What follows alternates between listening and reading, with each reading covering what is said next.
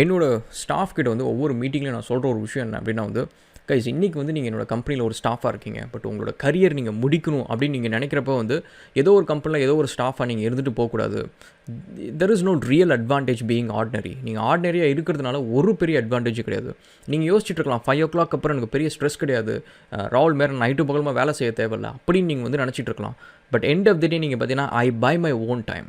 So that's something வந்து I always tell my team. So நீங்கள் வந்து இன்றைக்கி வந்து உங்களோட ஸ்கில் செட் வந்து உங்களோட டெக்னிக்கல் கேப்பபிலிட்டிஸாக இருக்கட்டும், இல்லை உங்கள் லாஜிக்கல் திங்கிங்காக இருக்கட்டும், காமன் சென்ஸாக இருக்கட்டும், இந்தமாரி எந்த ஒரு விஷயம் நீங்கள் வச்சுருந்து அதை வச்சு நீங்கள் இன்றைக்கி ஏர்ன் பண்ணுறீங்க, ஒரு சேலரி நீங்கள் ஏர்ன் பண்ணுறீங்க அப்படின்னா, ரிமெம்பர் கைஸ், இது எதுவுமே வந்து உங்களுக்கு நீங்கள் ஒரு நல்ல ஹார்ட் ஒர்க்கராக இருப்பீங்க, நல்ல டெக்னிக்கல் டேலண்ட் இருக்கும், இதெல்லாம் எதையும் நம்பி யாருமே உங்களுக்கு ஒரு $1 million இன்வெஸ்ட்மெண்ட் கொடுக்க மாட்டாங்க. நீ போய் பிஸ்னஸ் ஆரம்பிட்டு எதை நம்பி கொடுப்பாங்கன்னா உங்களோட லீடர்ஷிப் குவாலிட்டிஸ் நம்பி தான். உங்கள் கண்ணு முன்னாடி we started this company as a very small company. இதை நம்ம ஆரம்பித்து கொஞ்ச நாளில் வர்ச்சுவா இம்போர்ட்ஸ் பண்ணோம், வர்ச்சுவா ஹப் பண்ணோம். இப்போ வர்ச்சுவா இம்போர்ட்ஸ் வந்து ஹரிகுரு அப்படின்ட்டு நம்ம இந்தியாவில் லான்ச் பண்ணுறோம். ஸோ இது எல்லாமே சின்ன சின்ன விஷயமாக வந்து ஆரம்பித்து இப்படியே கொஞ்சம் கொஞ்சமாக பட்டிங் ஆகிற ஒரு சின்ன கம்பெனிஸ். ஸோ எனக்கு என்ன அப்படின்னா வந்து உங்கள் கிட்டக்க இருக்கிற இந்த டெக்னிக்கல் கேப்பபிலிட்டிஸ் மாதிரி உங்களுக்குள்ளார ஒரு லீடர்ஷிப் குவாலிட்டிஸ் இருந்துச்சு அப்படின்னா, அது தெரிஞ்சிச்சு அப்படின்னா, I can use that potential. எனக்கு இருக்கிற ஏதோ ஒரு வெஞ்சரில் வந்து I can use that potential and you can grow some wealth.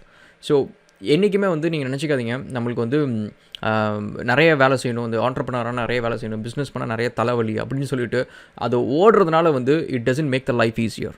So it is tough, entrepreneurship is tough, wealth gather பண்ணுறது tough, but the point is it's much more rewarding. So அதுக்கு வந்து I can never compensate with another job. So அதனால் இன்றைக்கி நம்ம பார்க்க போகிற இந்த story வந்து இட்ஸ் லைக் ஒரு சின்ன கம்பெனி, நம்மளோட கீழ்கட்டளை வேளச்சேரி பக்கத்தில் இருந்து இன்றைக்கி வந்து நாஸ்டாக்ல போய் இந்த கம்பெனி லிஸ்ட் பண்ணி ஒரு ஃபியூ டேஸ் லிஸ்டிங் அன்னைக்கு வந்து $1.5 billion வந்து வேல்யூவேஷனு, இன்றைக்கி வந்து ஆல்மோஸ்ட் லைக் $10 billion வந்து valuation, 20% growth in the same day. அந்த கம்பெனியோட க்ரோத், அந்த பற்றிய ஷேர்ஸ் வந்து அவங்க இனிஷியல் லிஸ்டிங்கை விட 20% growth. ஸோ அதை பற்றியும் நம்ம பார்க்க போகிறோம். அண்ட் இதில் நிறைய இன்ட்ரெஸ்டிங்கான ஃபன் ஃபேக்ட் இருக்குது. அவரும் நானும் ஒரே இடத்துலேருந்து வந்திருக்கோம், திருச்சியில். ஸோ அதை பற்றி நம்ம பேசலாம். Welcome to Australian guys.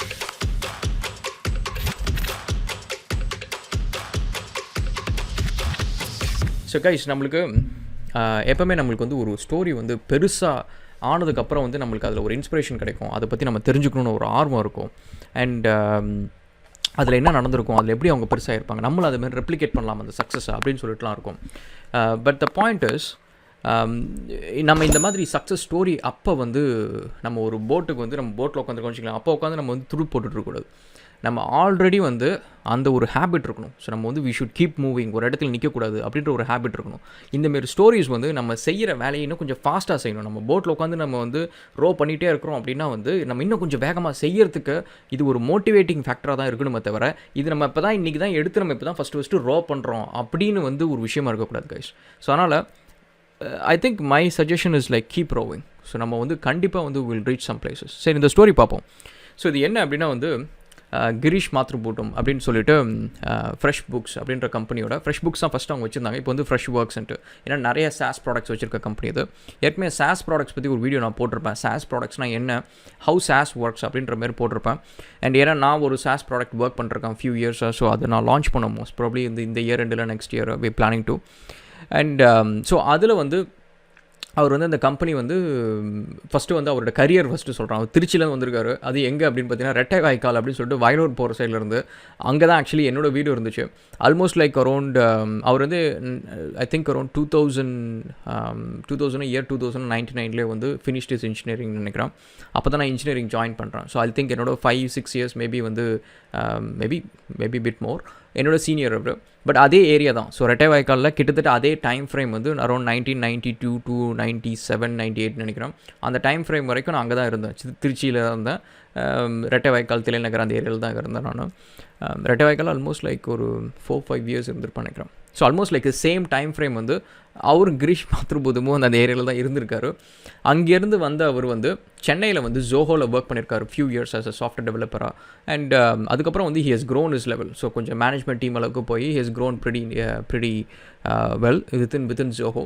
அதுக்கப்புறம் அவரும் ஷான் அப்படின்னு சொல்லிட்டு 2 பேரும் வந்து சேர்ந்து, ஷான் கிருஷ்ணமூர்த்தி அப்படின்னு சேர்த்து 2010 வந்து தே ஸ்டார்டட் ஃப்ரெஷ் புக்ஸ் அப்படின்ற கம்பெனி. ஃப்ரெஷ் ஒர்க்ஸ் ஃபஸ்ட்டு வந்து ஃப்ரெஷ் டெஸ்க் அப்படின்ட்டு, அதுக்கப்புறம் வந்து ஃப்ரெஷ் புக்ஸ்னு நினைக்கிறேன். So I think they started few more products அதுக்கப்புறம்.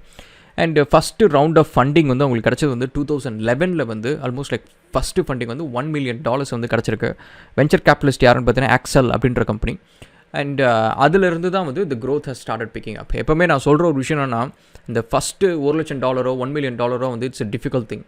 அதுக்கப்புறம் வந்து you can accelerate much pastor. ஏன்னா வந்து த மணி வில் ஸ்டார்ட் மல்டிப்ளையிங் அப்படின்ற ஒரு ஃபேக்டர் அதில் இருக்குது. அதனால் வந்து it's bit more easier after the very first இந்த 1 million மார்க்கெட் தாண்டது அப்படின்ட்டு. அண்ட் அதுக்கப்புறம் பார்த்திங்க அப்படின்னா வந்து 2012 த வெரி நெக்ஸ்ட் இயர் நீங்கள் பார்த்தீங்கன்னா அவங்களுக்கு ஆக்சுவலி ஃபஸ்ட்டு கிடச்ச ப்ராஜெக்ட் வந்து ஆஸ்திரேலியாவில் கிடச்ச ப்ராஜெக்ட் பார்த்தீங்கன்னா அட்வெல் காலேஜ் அப்படின்ட்டு ஒரு காலேஜ் இருக்குது. ஸோ அந்த காலேஜில் வந்து சப்போர்ட் சிஸ்டம் வந்து இன்டெகிரேட் பண்ணியிருக்காங்க, சாஸ் அப்ளிகேஷன். அதுதான் உங்களுக்கு கிடச்ச ஃபஸ்ட்டு ப்ராஜெக்ட் 2011. அதுக்கப்புறம் 2012 வந்து தே rest another round of funding which is like around $5 million. ஒரு New York based investment company call Tiger Global அப்படின்ற கம்பெனியில் இருக்குது. அதுக்கப்புறம் பார்த்திங்க அப்படின்னா வந்து ஃப்ரெஷ்டஸ்க் வந்து started acquiring some companies. So most cases வந்து கம்பெனிஸ் வந்து அக்வயர் பண்ணுறதுக்கு ஃபியூ ரீசன்ஸ் இருக்கும். ஒன்று வந்து டெக்னாலஜி ஸ்டாக் வந்து இட்ஸ் ஆல்ரெடி ப்ரீ பில்ட், நம்ம வந்து திரும்ப ஃபஸ்ட்லேருந்து பில்ட் பண்ண தேவையில்ல அப்படின்ற ஒரு விஷயம் இருக்கும். அண்ட் செகண்ட் வந்து customer base. And most cases வந்து இந்த கம்பெனிஸ் அவங்க அக்வயர் பண்ண கம்பெனிஸ் நீங்கள் பார்த்திங்க அப்படின்னா வந்து ஒன் கிளிக், கோண்டார் அப்படின்ற கம்பெனிஸ்லாம். ஐ திங்க் இது மோஸ்ட் கேசஸ் வந்து it's all related to CRM ERP systems மாதிரி இருக்குன்னு நினைக்கிறேன். ஸோ அவங்கள அக்வயர் பண்ணியிருக்காங்க. அதுக்கப்புறம் இன்னொன்று வந்து ஃபில்ப்னு நினைக்கிறேன், ஃபில்ப்னு ஒரு கம்பெனி.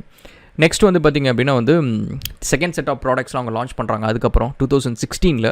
ஸோ அது வந்து fresh sales, CRM based products அதெல்லாம் பண்ணுறாங்க. அதுக்கப்புறம் ஃப்ரெஷ் டெஸ்க் அப்படின்ற கம்பெனி வந்து ஃப்ரெஷ் ஒர்க்ஸாக வந்து மாறுது, விச் இஸ் லைக் 2017. அதுக்கு முன்னாடி வரைக்கும் ஃப்ரெஷ் டெஸ்க் அப்படின்னு இருந்துச்சு. இது பிகாஸ் த ப்ரைமரி ப்ராடக்ட் வந்து பார்த்திங்கன்னா சப்போர்ட் பிளாட்ஃபார்ம். சரி, இந்த சப்போர்ட் பிளாட்ஃபார்ம் இதுதான் அவங்க வந்து ஆரம்பிச்சது. இதில் என்ன பண்ணியிருக்காங்க அப்படின்னு நீங்கள் பார்த்தீங்க அப்படின்னா வந்து முக்கால்வாசி வந்து பார்த்திங்கன்னா ட்ரெடிஷ்னலாக வந்து நீங்கள் ஒரு ப்ராடக்ட் வாங்குறீங்க அப்படின்னா அந்த ப்ராடக்ட்டுக்கு வந்து ஏதோ ஒரு ரிப்பேர் ஆகிடுச்சதுன்னு அந்த சப்போர்ட் சென்டருக்கு கால் பண்ணுவீங்க. அண்ட் கால் பண்ணி இந்தமாரி வந்து ப்ராப்ளம் ஆகிடுச்சு, இதுக்கு எனக்கு ரீப்ளேஸ் பண்ணி கொடுங்க, இதுக்கு நான் வந்து சர்வீஸ்க்கு அனுப்பணும், எங்கே அனுப்பணும் அப்படின்னு சொல்லிட்டு நீங்கள் கேட்பீங்க. அவங்க வந்து அதை திரும்ப ரெஸ்பாண்ட் பண்ணுவாங்க. அதுக்கப்புறம் வந்து ஒரு கேஸ் டிக்கெட் மாரி கொடுப்பாங்க, அதை நீங்கள் ஃபாலோ பண்ணி பேசிக்கலாம். இது வந்து ட்ரெடிஷ்னலாக வந்து ஃபோன்ஸ் அப்படின்ற ஒரு கான்செப்ட் இருக்கிறப்ப, இந்த BPOs மட்டும் இருக்கிறப்ப வந்து இது ஒர்க் ஆச்சு. இப்போ நீங்கள் பார்த்தீங்கன்னா சேட் சப்போர்ட் இருக்குது, சேட் பாட்ஸ் இருக்குது, அண்ட் இமெயில் சப்போர்ட்ஸ் இருக்குது, ஈவன் டிக்கெட்டிங் சிஸ்டம். எல்லோரும் வந்து அவங்களோட ஓன் டிக்கெட்டிங் சிஸ்டம் வச்சுருக்காங்க. அண்ட் இதுமாரி வந்து நிறைய மீன்ஸ் ஆஃப் கம்யூனிகேஷன்ஸில் வந்து இப்போ சப்போர்ட் அப்படின்றது வந்து போயிடுச்சு. சோஷியல் மீடியா, ஃபேஸ்புக்லேருந்து கூட எல்லாத்துலேயும் பண்ணுறாங்க. ஸோ அப்படி இருக்கிறப்ப இது எல்லாத்தையும் இன்டெகிரேட் பண்ணி ஒரு சப்போர்ட்டிங் சிஸ்டம் வந்து பண்ணலாம் அப்படின்றதான் வந்து ஃப்ரெஷ் டெஸ்க் அப்படின்ற ஒரு கான்செப்ட் இது. ஸோ ஃபஸ்ட்டு வந்து ஒரு சப்போர்ட் சிஸ்டம் வந்து இந்தமாரி பண்ணுது அப்படின்னு சொல்லிட்டு. இது நீங்கள் பார்த்தீங்கன்னா நிறைய டிஃப்ரெண்ட் கம்பெனிஸ் வந்து இதே செக்மெண்ட்டில் இருக்கிறாங்க. இதுக்கு முன்னாடியே ஃப்ரெஷ் டெஸ்க்கு வரத்துக்கு முன்னாடியே பார்த்தீங்கன்னா நிறைய பேர் இருக்கிறாங்க. ஈவன் ஜோஹோட ஓன் ப்ராடக்ட்டே ஒன்று இருக்குது, இந்த சப்போர்ட் சிஸ்டம் ரிலேட்டடாக டிக்கெட்ஸ் கிரியேட் பண்ணுறது, இந்தமாரி ஒரு விஷயம்லாம். அண்ட் ஸோ இவங்க பண்ண ஒரு விஷயம் என்னென்னா, அந்த சோஷியல் மீடியா அதுக்கப்புறம் வந்து எல்லாத்துலேயும் வந்து கம்பைன் பண்ணி ஒரு சிங்கிள் சென்ட்ரலைஸ்டாக வந்து டிக்கெட் வந்து பண்ணலாம் அப்படின்னு சொல்லிட்டு. அதாவது இப்போ வந்து ஒரு கஸ்டமர் கால் பண்ணுறாங்கன்னா கஸ்டமர் ஐடென்டிஃபிகேஷன், அந்த KYC இருக்கும். ஸோ அதுக்கப்புறம் வந்து அந்த கஸ்டமருக்கான டிக்கெட்ஸ் எல்லாத்தையும் வந்து செக்ரிகேட் பண்ணுறது. அண்ட் டிஃப்ரெண்ட் மோட்ஸில் அந்த கஸ்டமர் வந்தாலும் டிக்கெட்ஸை வந்து கரெக்டாக வந்து அலோகேட் பண்ணி கம்யூனிகேஷன் வந்து செக்ரிகேட் பண்ணி கரெக்டாக வந்து சேனலைஸ் பண்ணுறது, இப்படின்ற மாதிரி சில விஷயத்தெல்லாம் வந்து இவங்க பண்ணாங்க. அதுக்கப்புறம் வந்து I think they started giving bit more in depth service based, அதாவது சப்போர்ட் ரிலேட்டட் சர்வீசஸ் வந்து கொடுக்க ஆரம்பிச்சிருக்காங்க. ஸோ இவங்களோட ஃபோக்கஸ் எல்லாமே வந்து இந்த SaaS model, support SaaS model அதில் தான் வந்து ஆரம்பிச்சிச்சு. அதுக்கப்புறம் மற்ற ப்ராடக்ட்ஸ் எல்லாம் இவங்களோட the king of the product line எது அப்படின்னு பார்த்தீங்கன்னா இந்த ஃப்ரெஷ் டெஸ்க் அப்படின்ற ஒரு ப்ராடக்ட் தான் அது. ஸோ அதுக்கப்புறம் நிறைய பண்ணிட்டாங்க, ஃப்ரெஷ் சேல்ஸ் இந்த மாதிரி நிறைய கம்பெனிஸ் பண்ணிட்டாங்க. ஸோ இப்போ இந்த பர்டிகுலர் IPO என்ன பண்ணியிருக்காங்க அப்படின்னா வந்து இந்த கம்பெனி வந்து ஃபண்டிங்லாம் வாங்கி ஆல்மோஸ்ட் லைக் இவங்களோட வேல்யூவேஷன் வந்து பார்த்திங்க அப்படின்னா வந்து ஆனுவல் டர்ன் ஓவர் வந்து 100 million ஆயிடுச்சு, விச் இஸ் அரௌண்ட் 2018 வந்து 100 million வந்து டர்ன் ஓவர் இருக்குது. அதுக்கப்புறம் வந்து 2019 வந்து ஃபோர்ப்ஸ் Cloud 100 கம்பெனிஸ்குள்ளார வந்து இவங்க they are getting listed. So அதில் வந்து நீங்கள் பார்த்தீங்கன்னா கூகுள் அண்ட் இந்தமாரி எல்லா டாப் கம்பெனிஸ் இருக்கும். இந்த க்ளவுட் கம்பெனிஸ் வந்து AWS, Azure இந்தமாரி வந்து எல்லா top cloud enterprise application development companies, infrastructure companies இதெல்லாமே இருக்கும். அதில் வந்து தே கெட்டிங் லிஸ்டட். அதுக்கப்புறம் வந்து 200 million ஆனுவல் ரெவென்யூ வந்து கிராஸ் பண்ணுறாங்க, விச் இஸ் இன் 2020 வந்து கிராஸ் பண்ணுறாங்க. நெக்ஸ்ட் வந்து 2021 வந்து 300 million in annual revenue வந்து ரெக்கரிங் ரெவென்யூ வந்து கிராஸ் பண்ணுறாங்க. இது கிராஸ் பண்ணதுக்கப்புறம் வந்து IPO will be a logical choice அப்படின்னு சொல்லிட்டு யோசிக்கிறாங்க. அப்போ யோசிச்சு தான் வந்து நம்ம கம்பெனி வந்து IPOவில் லிஸ்ட் பண்ணுவோம் அப்படின்ட்டு USோட ஸ்டாக் எக்ஸ்சேஞ்சில் வந்து லிஸ்ட் பண்ணுறாங்க, நாஸ்டாக் அப்படின்றதுல. எப்படி வந்து இப்போ வந்து ஆஸ்திரேலியாவில் பார்த்தீங்கன்னா ASX அப்படின்னு சொல்லுவாங்க, இதே மாதிரி வந்து NASDAQ அப்படின்றது. அதில் வந்து அவங்களோட இனிஷியல் ஷேர் ஆஃபரிங் ஒரு ஷேரோட ப்ரைஸ் வந்து அரௌண்ட் $28 to $30 அந்த ரேஞ்ச் ப்ராக்கெட்டில் வைக்கணும் அப்படின்னு இருக்காங்க. பட் அவங்க கடைசி நேரத்தில் வந்து அதை வந்து $32 to $34 வந்து வைக்கிறேன் அப்படின்னு சொல்லிட்டு முடிவு பண்ணியிருக்காங்க. அதே மாதிரி அவங்க வந்து லிஸ்ட் பண்ணவுடனே நீங்கள் பார்த்தீங்கன்னா அவங்களோட ஷேர் ப்ரைஸஸ் வந்து த சேம் டே வந்து ஆல்மோஸ்ட் லைக் 20% வந்து இன்க்ரீஸ் ஆகுது.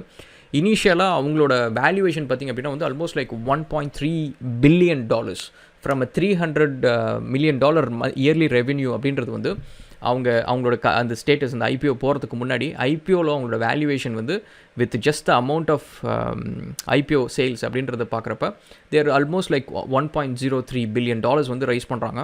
And over a period of time almost like few டேஸ்லேயே வந்து பார்த்திங்கன்னா அவங்க கம்பெனியோட வேல்யூவேஷன் வந்து crossing அரௌண்ட் லைக் $10 பில்லியன் வந்து சொல்கிறாங்க. இன்றைக்கி நான் வந்து இப்போ இந்த வீடியோ போகிறதுக்கு முன்னாடி செக் பண்ணப்போ பார்த்தீங்கன்னா வேல்யூவேஷன் வந்து ஆல்மோஸ்ட் லைக் $10 பில்லியன் அப்படின்றாங்க, which is really goodங்க. ஸோ ஒரு திருச்சியிலேருந்து வந்து அவங்க அப்பா வந்து ஒரு பேங்க் ஆஃபீஸர், ஒரு regular middle class family. So படிக்கணும், படித்தா தான் லைஃப் அப்படின்னு ஆரம்பிக்கிற ஒரு ஃபேமிலி அது.